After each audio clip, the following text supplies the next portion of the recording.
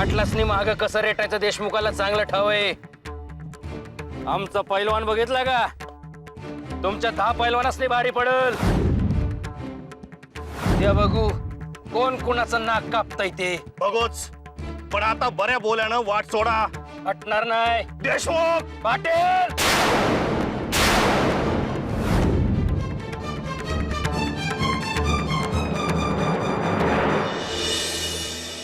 भाऊजी वहिनी, भाऊजी हो तुम्ही सगळे असे का डोक्यात राग घालून घेताय? वहिनी तुम्हाला नाही कळायचं ते. मला सगळं कळतंय. ह्यांना समजावून बघितलं पण ते ऐकतच नाही माझं. पण पण तुम्ही तरी ऐका. वहिनी तुम्ही जर का त्या देशमुखाचा तोरा बघितला असता ना तर तुम्ही म्हणला असतात की उद्याची कुस्ती आपणच जिंकायला पाहिजे म्हणून. हो हो आपण कुस्ती जिंकायची नाही असं म्हणणं नाहीये माझं. पण ती अशी इरेला तर पेटवू नका. तिला असं प्रतिष्ठेचा प्रश्न तर करू नका. यांनी फक्त वैरभाव वाढणार, दुसरं काही होणार नाही एवढं सांगायचंय मला फक्त तुम्हाला. आणि यांना सांगितलं तर मला म्हणतात तुम्हा बायकांची अक्कल फक्त चुलीपुरती मर्यादित असते. म्हणे गावात आपलं वर्चस्व असलं पाहिजे. ह्या पुरुषांतरच्या गोष्टी आहेत. तुम्हा बायकांना काय करणार? काय चुकीचं बोलले दादा मग? भाऊजी तुम्ही या देशमुखांनी जर आपलं वर्चस्व मान्य केलं ना तर हा वैरभाव वाढणारच नाही. पण राम राम राम राम पाटील. काय रे नाऱ्या, कुठं काढ म्हटला होतास? त्या देशमुखाचे तळवे चाटायला गेला होतास काय? हा? काय बोलणे मला? बायका माणसासमोर तरी आमचा पान उतारा नका करू. राम राम म्हणे. एवढं तर तुम्हाला मान्य करावं लागन की मी होतो म्हणून तो बाका प्रसंग टाळला. आमरी तुमरी करून एकमेकावर जाऊ लागले तुम्ही. आजच भिडू लागले पहिलवानायला. कुस्ती तर राहिली उद्या. उद्या आखाड्यात कोण उतरणार होतं मग? तुम्ही कमी काय लावलंय? थोडं शांत डोक्याने घ्या, धीराने घ्या. लिहून देतो तुम्हाला उद्याची कुस्ती आपलाच पैलवान मारणार म्हणून. शेगाव हे पाटील आणि देशमुख यांच्या दुफळीचं गाव म्हणून ओळखलं जाऊ लागलंय याची मला खंत वाटते पितांबर. हे दोन्ही गट एकमेकांचा घात करण्याचा, एकमेकांचा डाव उलटवण्याच्या प्रयत्नात असतात आणि एकमेकांवर चाल करून जाताना त्यांना काही मोठंसं कारण लागत नाही, क्षुल्लकचं कारणही पुरतं. आता मागे बघा ना, पाटलांची गाय देशमुखांच्या शेतात शिरली. बिचारी गाय वाट चुकली, शेतात सैरावैरा धावू लागली. हा, शेताचं थोडं नुकसान झालं खरं, पण देशमुखाने त्या पाटलांच्या गायीला आपल्याकडे बांधून ठेवलं. तिच्या दुधावर मालकी हक्क सांगितला आणि जोपर्यंत नुकसान भरपाई होत नाही तोपर्यंत त्या गायीला आपल्याकडेच ठेवलं. आता ह्याला काय म्हणावं सांगा? भांडणाला निमित्त, दुसरं काय? आता तर काय कुस्त्या लावलेत, मग तर काय बघायलाच नको. आता कुणाचा पैलवान जिंकतो, कुणाचा पैलवान हारतो, किती जणांची डोकी फुटतात, किती जणांची धडावर शाबूत राहतात, काही सांगता येत नाही. गण गण गणात बोते, गण गण गणात बोते. महाराज, काल जसं तुम्ही गुरुजींचे डोळे उघडलेत, जातपात मानू नका असा संदेश त्यांना बोध करून दिला, तसंच या दोघांचे पण डोळे का उघडत नाही तुम्ही? म्हणजे पाटील आणि देशमुखांविषयी बोलतोस ना पितांबर? हो महाराज. अरे प्रत्येकाला वठणीवर आणण्याचे मार्ग वेगळे असतात.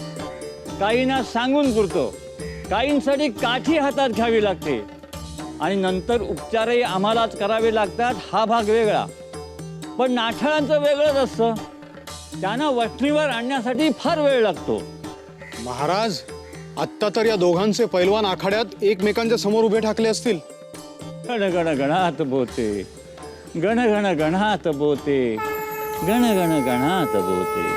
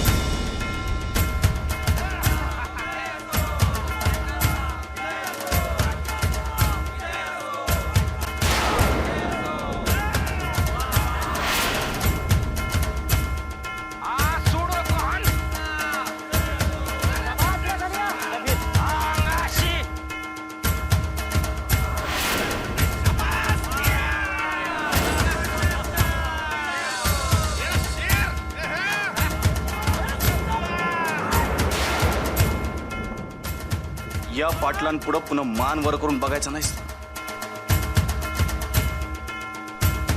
अरे वतनदारीचा टेंबा मिरवतोस होय.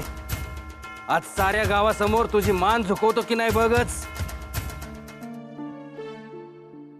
अगं एव्हाना कुस्तीचे सामने सुरू पण झाले असतील नाही. वय मला तर खूप काळजी वाटते. आणि यांची तर जिद्दच आहे बाई की काही करून ही कुस्ती जिंकायची म्हणजे जिंकायचीच. आणि माझा भाऊ बी हिरेला पेटलाय. म्हणतो कसा, भाऊजी ही कुस्ती जर मी हारलो तर अर्धी मिशी उतरवीत. अगं बाई, अगं किती समजवलं त्याला पण ऐकेच ना. मी म्हटलं त्याला, अरे या पाटील आणि देशमुखांच्या भांडणात जर तुझा बळी गेला तर मी भाऊबीजेला कुणाला ओवाळायचं. का ग म्हणजे तुला असं वाटतं का की ह्या कुस्तीच्या निमित्तानं देशमुख आणि पाटील एकमेकांच्या जीवावर उठतील? काही सांगता येत नाही ग. आपण दोघे जीवा भावाच्या मैत्रिणी. बालपण आपलं एकत्र गेलं पण आपले पती एकमेकाचे हाडवैरी. आणि आज होणाऱ्या कुस्तीचा काय निकाल लागतो, त्याचे काय परिणाम होणार ह्याची कल्पना सुद्धा करवत नाही ग.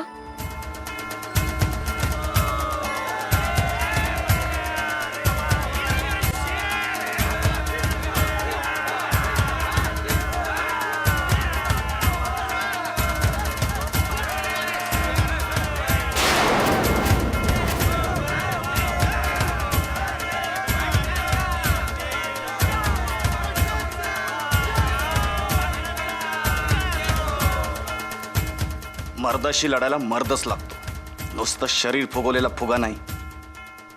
आज तुझ्या गर्वाचा फुगा फोडतो की नाही बघ.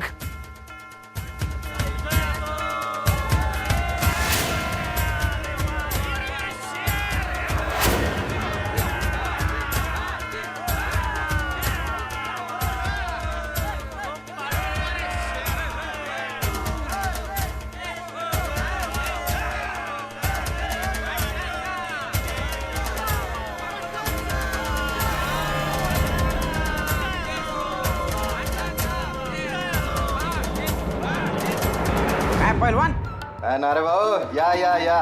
जिंकणार ना हो कुस्ती? समोरचा पहिला मी भारी दिसतोय पण कुस्ती मी जिंकणार. जिंकायलाच पाहिजे, जिंकायलाच पाहिजे. पाटलाला हार माहित नाही बर का. आणि हार पाटलाला पचत बी नाही. ही कुस्ती जर का तुम्ही जिंकलात, पाटील स्वतःच्या देवघरात जागा देईल तुम्हाला. आणि जर का चुकून बी हारला तर बाबा बर लुगडं नेसून गाडवर बसून दिंड काढील गावात. अरे भाऊ. हा मग इब्रतीसाठी पाटील काय बी करू शकते. पण हे बघा, आता तुम्हाला घाबरायचं कारण नाही. हा नाऱ्या तुमच्या मदतीला आलेला आहे. हा, ही शिशी ठेवा अत्तराची. अत्तराची शिशी. कुस्तीच्या अगोदर ज्यावेळेस अंगाला तेल चोपडणार की नाही, हा, त्याच्या मध्ये हे अत्तर टाका. त्याच्याने काय होईल? जादू होती की नाही बघा. तुम्ही कुस्ती जितणार. मात्र हा एक काम करायचं, पाटलाला ही गोष्ट कळता कामा नाही. हा मग त्यांना जर कळलं ना तुम्ही बैमानी करून आणि लबाडीनं डाव जिंकलाय, हा, ते आवडायचं नाही त्यांना.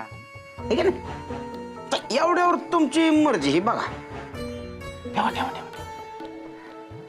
अंगाला चोपडायचं असं. हा, आलं लक्षात?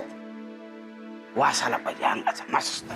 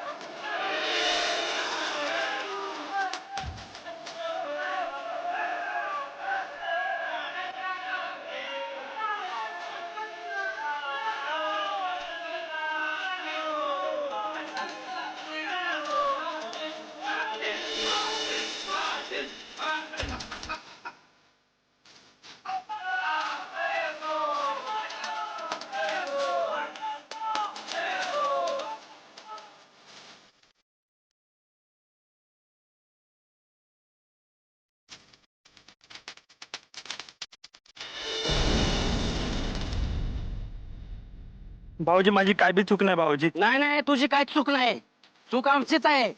आम्ही तुझ्यावर एवढा विश्वास दावला. काय देशमुख जिरले का नाही? करायली अजून? पाटील, एक कुस्ती जिंकली म्हणून काही जग नाही जिंकलं तुम्ही. अरे इथं जग जिंकायचंय कुणाला? आमच्या पलवाना याच्या छाताळावर पाय देऊन कुस्ती जिंकली का नाही? त्या साऱ्या गावानं बघितलं का बाकी अजून काय? पाटील, अशी हार नाही मानणार आम्ही. पुढच्या वर्षी बघून घेऊ. अरे जा रे, आधी हे काळ झालेलं तोंड आहे ना पाण्याने निघतंय का ते बघा. लागले सांगायला. ए वाजवा रे.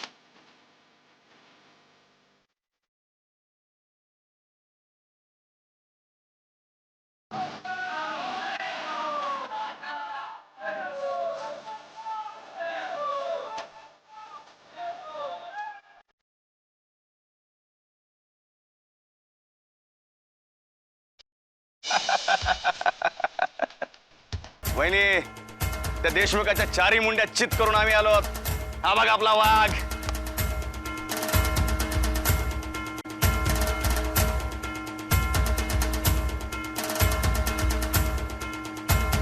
नाचक्की झाली देशमुखाची. अहो भाऊजी अब्रू ऐकून तर घ्या गेली. माझं. काय बोलू नकोस. अहो ऐकून तर घ्या माझं. थोबाड बंद कर तुझं. मला तुझं काय बी ऐकायचं नाही आहे. अहो काय झालं कुस्तीचं?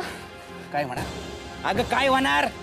या तुझ्या भावाला खाऊ घालून घालून रान रेड्यागत वाजवला आणि काय केलंय ना ठावाय तुला? हा, आखाड्यात पाटलाच्या पैलवानासमोर हारला यो. नाचक्की झाली देशमुखाची. खाली मान घालून यावं लागा अख्ख्या गावासमोर मला. भाऊ तायडे तायडे माझी काय बी चूक नाही. त्या पाटलाच्या पैलवानाच्या अंगाला इतराचा वास येत होता. तुला तर माहिती आहे तायडे, अत्तराच्या सुगंधाने मला शिंका येतात. आणि तसंच झालं नाही, त्या पैलवानाने डाव साधला. कारण ऐकायची नाहीत मला. तुझ्यामुळं आमचं नाक कापलं गेलं हेच खरं आहे.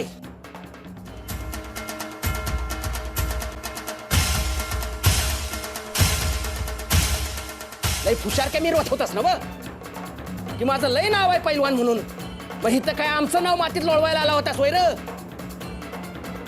हवं इतकं का बोलताय व माझ्या भावाला? बोलू नाही तर काय करू? हा? हे बघा, पाटलांची वैर तुमचं होतं म्हणून हे कुस्ती जिंकणं तुमच्यासाठी मानाचं होतं. आणि काय व, कुस्ती म्हणजे खेळच ना. यात कोणतरी हारणार, कोणतरी जिंकणार. आणि पाटलाची वैर धरलं नसतं तर ही कुस्तीची हार पचवणं तुम्हाला जड झालं नसतं. का हो इतकं बोलताय माझ्या भावाला? लय बोललीस. ते काय नाही,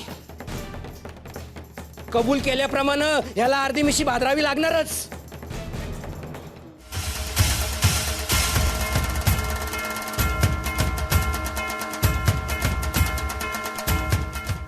गणपत आलो मी. ठीक आहे दादा. काय रे, यांच्या खाण्यापिण्याची व्यवस्था केली का नाही? अरे गावचे वतनदार आहेत आपण. यांनी चांगला पाठिंबा दिलाय. यांना काही बी कमी पडता कामा नाही. हा हो पहिलवान, आज तुम्ही आमची इज्जत राखलीत. तुम्हाला मोठी बक्षिसे देऊ, मोठा सत्कार करू तुमचा. इज्जत ठेवण्यासाठी ते शरीर कमवलंय पाटील. शाबास. जा एरीवर जाऊन आंघोळ करून या. हा या.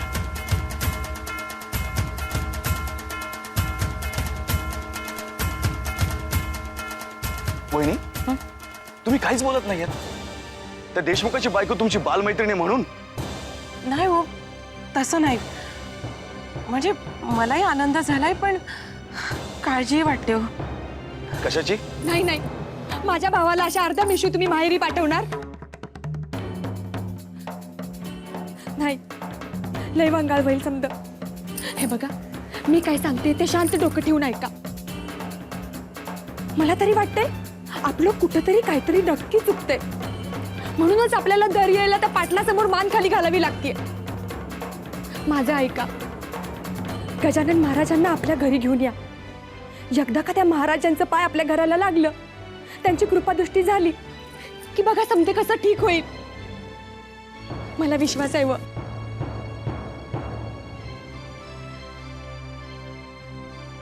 नाही, तू म्हणतीयस ते खरंय.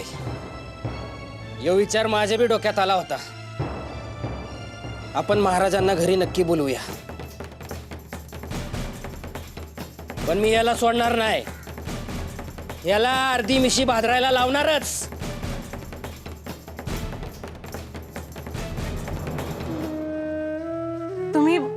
तुम्ही सगळे भाऊ त्या देशमुखांवर नेहमी कुरघोडी करत असता, ह्याचा राग येतो ना त्यांना. आता हेच बघा, हे कुस्तीचे सामने सुद्धा तुम्हीच जिंकलात. आता ह्या गोष्टीचा त्यांनी जर तुमच्यावर डूख धरला तर? धरू द्या ना, भेटतो काय मी त्याला? हा? तसं नाही, मला असू द्या. मी काय म्हणते भाऊजी, आता आजच्या या आनंदाच्या प्रसंगी तुम्ही यांच्या बरोबर जाऊन महाराजांचं दर्शन का नाही घेत? आणि मी तर म्हणते तुम्ही दर्शन घ्या आणि महाराजांनाच आपल्या वाड्यावर बोलवा ना. मी बोलतो दादाशी.